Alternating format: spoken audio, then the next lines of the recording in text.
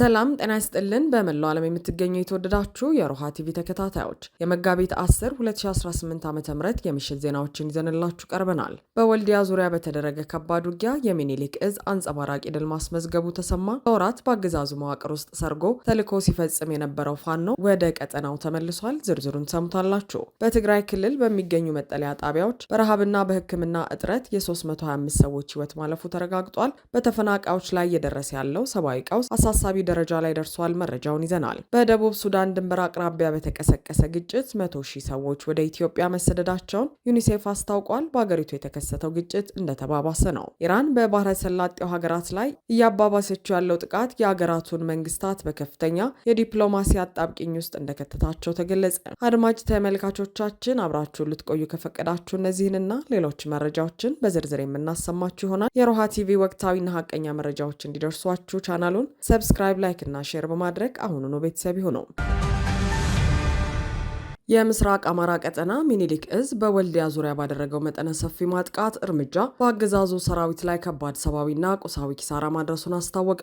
ከወልዲያና ከመርሳ ተነስቶ በበርካታ እግረኛ መካናይዝድና በድሮን ታጅቦ ማጥቃት የጀመረው የጠላት ኃይል በሚኒሊክ እዝ 101ኛ ኮር አህዶች በሆኑት 11ኛና 35ኛ ክፍለ ጦሮች ብርቱ ተጋድሎ ድባቅ ተመቷል። በዚህ በወልዲያ ዙሪያ መቻሬን ጨምሮ በዜት በር፣ በመርጦ ለኢየሱስ፣ በሴት ውሃ፣ በውድመን፣ በሰዋ ሜዳ፣ በአማይ የሚጫ፣ በስሪንቃ ዙሪያ፣ በሰንቦና በሞላ ጊዮርጊስ አውደ ውጊያዎች በተደረገ ትንቅንቅ በርካታ የአገዛዙ ወታደሮች ሲደመሰሱ ቁጥሩ ቀላል የማይባል ቁስለኛ ደግሞ ወደ ወልዲያና መርሳ ሆስፒታሎች መወሰዱ ተረጋግጧል። ሽንፈትን የተከናነበው የአገዛዙ ኃይል ከወልዲያ ስታዲየምና ከተለያዩ ቦታዎች በከባድ መሳሪያ የዘፈቀደ ድብደባ በመፈጸም በንጹሐን ዜጎች ሕይወት፣ በመኖሪያ ቤቶችና በእንስሳት ላይ ከባድ ጉዳት ማድረሱ ተገልጿል። በጦር ሜዳ ድልን ባጣ ቁጥር በበቀል ስሜት ንጹሐንን የመጨፍጨፍ ተግባር የአገዛዙ መለያ የሆነ መምጣቱ የሚኒሊክ እዝ በመግለጫው አመልክቷል። በሌላ በኩል የሚኒሊክ እዝ በጠላት መዋቅር ውስጥ አስርጎ አስገብቶት የነበረው ጀግናው አርበኛ በለጠ ጠጌ የተሰጠውን የ7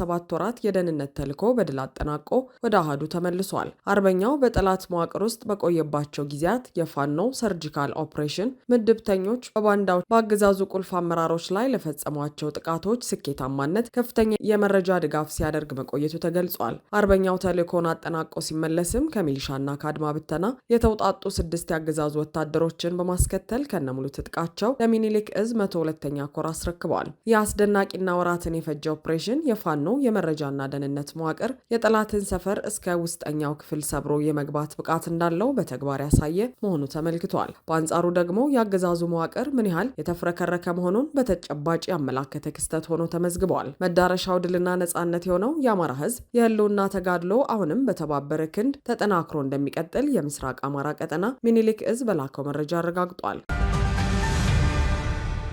በህጻጽ መጠለያ ጣቢያ 325 ሰዎች በረሃብና በሕክምና እጥረት ህይወታቸው ማለፉ ተረጋገጠ።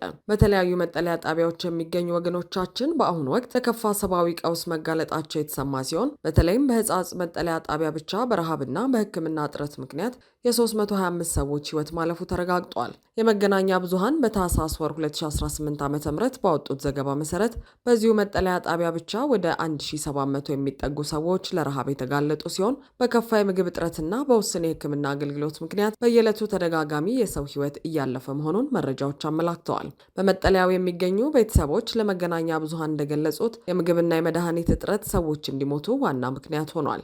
የሚቀርብላቸው 15 ኪሎ ግራም እህል መሰረታዊ ፍላጎታቸውን የማይሸፍን ከመሆኑም በላይ እህሉን ለማስፈጨትና ለሌሎች አስፈላጊ ነገሮች ወጪ ለመሸፈን ሲሉ የሚሰጣቸውን ጥቂት እህል ግማሹን ለመሸጥ እንደሚገደዱ በምሬት ገልጸዋል። በተጨማሪም የሚቀርበው የእህል አይነት ለህፃናት፣ ለአረጋውያንና ለታመሙ ሰዎች ለመመገብ እጅግ አስቸጋሪ መሆኑ ሌላኛው የቀውሱ ማሳያ ሆኗል። የክልሉ አደጋ ስጋት ስራ አመራር ኮሚሽን ኃላፊዎች በበኩላቸው በመጠለያ ጣቢያዎች ካለው ተፈናቃይ ማህበረሰብ 80 በመቶ የሚሆነው እጅግ አስከፊ በሆነ ሁኔታ ላይ እንደሚገኝና ለክልሉ የሚመደበው የነዳጅ መጠን በእጅጉ በመቀነሱ ምክንያት ያለውን ውስን እርዳታ እንኳን ለማከፋፈል አዳጋች መሆኑን ጠቁመዋል። ይህም ሰብአዊ ምላሹን በእጅጉ እንዳደከመውና የዓለም አቀፉ ማህበረሰብ የሰብአዊ እርዳታ ቅድሚያ የሚሰጣቸው ጉዳዮች እየተቀያየሩ መምጣታቸው ለችግሩ ዘላቂ መፍትሄ ለመስጠት እንቅፋት መሆኑን አጽንኦት ሰጥተዋል። ባለው የነዳጅ እጥረት ምክንያት ያለንን ውስን ሀብት እንኳን ማከፋፈል አልቻልንም ያሉት ኃላፊው ለክልሉ የሚመደበው የነዳጅ መጠን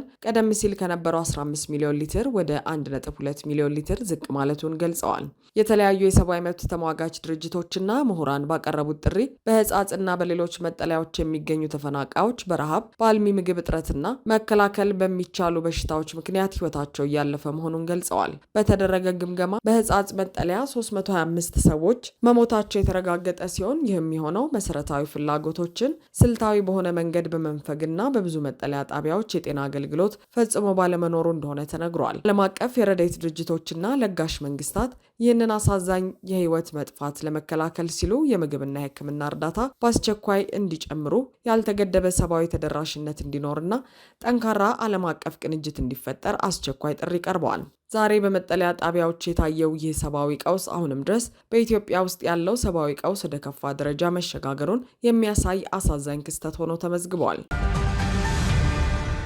በደቡብ ሱዳን የኢትዮጵያ ድንበር አቅራቢያ በተቀሰቀሰ አዲስ ግጭት ሳቢያ ወደ 100,000 ገደማ የሚሆኑ ሰዎች ተሰደው ወደ ኢትዮጵያ መግባታቸው ታወቀ። የተባበሩት መንግስታት የህፃናት መርጃ ድርጅት እንዳስታወቀው በታጣቂዎች እጅ ከምትገኘው አኮቦ ከተማ ነዋሪዎች በአስቸኳይ ለቀው እንዲወጡ በደቡብ ሱዳን መንግስት ሰራዊት ትዕዛዝ መተላለፉን ተከትሎ አካባቢው ወደ ከፋ የጦርነት ቀጠናነት መለወጡ ታውቋል። በምስራቃዊ ጆንግሌ ግዛት የምትገኘው አኮቦ በመንግስትና በተቃዋሚ ኃይሎች መካከል የሚደረገው ፍልሚያ ሀገሪቱን ዳግም ወደ አስከፊ እርስ በርስ ጦርነት አፋፍ እየገፋት ባለበት በዚህ ወቅት ዋነኛ የግጭት ቀጠና ሆና ሰንብታለች። የደቡብ ሱዳን ጦር የካቲት 27 2018 ዓ.ም የውጭ እርዳታ ድርጅቶችን ጨምሮ ሁሉም አካላት ከተማዋን ለቀው እንዲወጡ ትዕዛዝ ማስተላለፉ የሚታወስ ሲሆን በአሁኑ ወቅትም ጦሩ በአኮቦ የሚገኘውን ወታደራዊ ሰፈር መቆጣጠሩና ነፃ ቀጠና ለመፍጠር በሚል በአካባቢው ያሉ ህንፃዎችን እያወደመ መሆኑን የጸጥታ ምንጮች ጠቁመዋል። በመገናኛ ዘዴዎች ላይ በተጣለ ገደብ ምክንያት በመሬት ላይ ያለውን እውነታ ለማረጋገጥ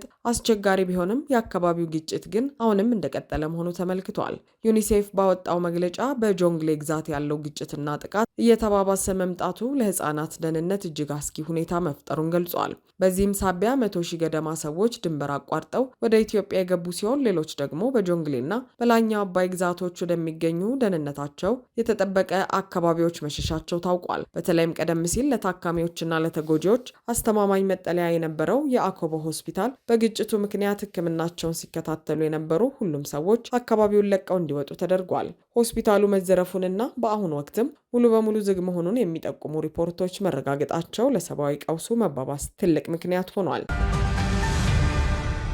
ኢራን በባህረ ሰላጤው ሀገራት ላይ እያባባሰችው ያለው ጥቃት የሀገራቱን መንግስታት በከፍተኛ የዲፕሎማሲ አጣብቂኝ ውስጥ እንደከተታቸው ተገለጸ። በኳታር የጆርጅ ታውን ዩኒቨርሲቲ ፕሮፌሰር የሆኑት ካምራቫ ለአልጀዚራ በሰጡት ሰፊ ማብራሪያ በአሁኑ ወቅት በአካባቢው እየታየው ያለው የጥቃት ልውውጥ በየዕለቱ የሚፈጸም ተከታታይ ክስተት መሆኑን ያስረዱ ሲሆን የሀገራቱ መንግስታት የኢራንን ትንኮሳ ለመመከት አጸፋዊ ምላሽ የመስጠት ፍላጎት ቢኖራቸውም አሜሪካ ጥላቸው እንዳትወጣ ያላቸው ስጋት ትልቅ እንቅፋት ሆኖባቸዋል። ይህም የአሜሪካው ፕሬዚዳንት ዶናልድ ትራምፕ በድንገት ነገ ጠዋት የአሜሪካን ድል አውጀው ከወጡ ሀገራቱን ከጎረቤታቸው ኢራን ጋር ብቻቸውን በጦርነት አጋፋሪነት ጥለዋቸው እንዳይሄዱ በመስጋታቸው እንደሆነ አመላክተዋል። ለዚህ ውስብስብ ቀውስ የባህረ ሰላጤው ሀገራት ያላቸው ብቸኛ አማራጭ ጦርነቱን በተቻለ ፍጥነት ከማስቆም ውጭ ሌላ ምንም አይነት ቀላል መፍትሄ እንደሌለ ምሁሩ አጽንኦት ሰጥተዋል። ዛሬ የወጡ ተጨማሪ መረጃዎች እንደሚያመለክቱት ቀጠናው ወደ ከፋ ጦርነት እያመራ መሆኑን የሚያሳዩ አዳዲስ ክስተቶች ተመዝግበዋል። እስራኤል በሶሪያና በሊባኖስ ድንበሮች አካባቢ በሚገኙ የኢራን ደጋፊ ታጣቂዎች ላይ መጠነ ሰፊ አየር ጥቃት የፈጸመች ሲሆን ይህም በኢራንና በእስራኤል መካከል ያለውን ቀጥተኛ ግጭት ይበልጥ አፋፍሞታል። ይህንኑ ተከትሎ በኢራን ጉዳይ ብሪክስ ብቻ ሳይሆን ኔቶና G7 ሀገራትም መከፋፈላቸውን በፎሬን ፖሊሲ መጽሔት ላይ የወጣው ትንታኔ አመልክቷል። አሜሪካና እስራኤል በኢራን ላይ የከፈቱትን ጦርነት ተከትሎ በብሪክስ አባል ሀገራት መካከል ሰፊ ሀሳብ ልዩነት የተፈጠረ ሲሆን ብራዚልና ቻይና ጥቃቱን ሲያወግዙ፣ ህንድ ግን ከማውገዝ ተቆጥባለች። ደቡብ አፍሪካ በበኩሏ ከማንኛውም ወገን ሳትወግን ገለልተኛ አቋም መያዟ ታውቋል። ይህንን የብሪክስ ሀገራት የሀሳብ ልዩነት በመመልከት ብሪክስ ተልዕኮው ያልጠራና ውጤታማ ያልሆነ ባዶ ስብስብ ነው የሚሉ ትችቶች ቢሰነዘሩም ሌሎች ተንታኞች ግን ብሪክስ የብሪክስ ወታደራዊ የቃል ኪዳን ስብስብ ባለመሆኑ እንደ ኔቶ አንድ አይነት አቋም እንዲኖረው መጠበቅ ስህተት መሆኑንም ይከራከራሉ። በኢራን ጉዳይ ላይ ኔቶም ሆነ የጂ7 ሀገራት ሙሉ በሙሉ የተስማማ የጋራ አቋም መያዝ አለመቻላቸውና የአባል ሀገራቱ የጥቅም ግጭት ዛሬ በመካከለኛው ምስራቅ ለተቀሰቀሰው ቀውስ ዲፕሎማሲያዊ መፍትሄ ለመስጠት አዳጋች ማድረጉ ተገልጿል። በተለይም በባህረ ሰላጤው አካባቢ የሚገኙ የነዳጅ ማምረቻ ተቋማት ላይ ሊሰነዘር የሚችል ጥቃት ስጋት የዓለምን ኢኮኖሚ ውጥረት ውስጥ የከተተው ሌላኛው አሳሳቢ ክስተት ሆኖ ተመዝግቧል። አድማጭ ተመልካቾቻችን የሰዓቱ የሮሃ ቲቪ ዜናዎች የተከታተላችኋቸውን ይመስሉ ነበር። አብራችሁን ስለነበራችሁ ከልብ እናመሰግናለን። ሰላም።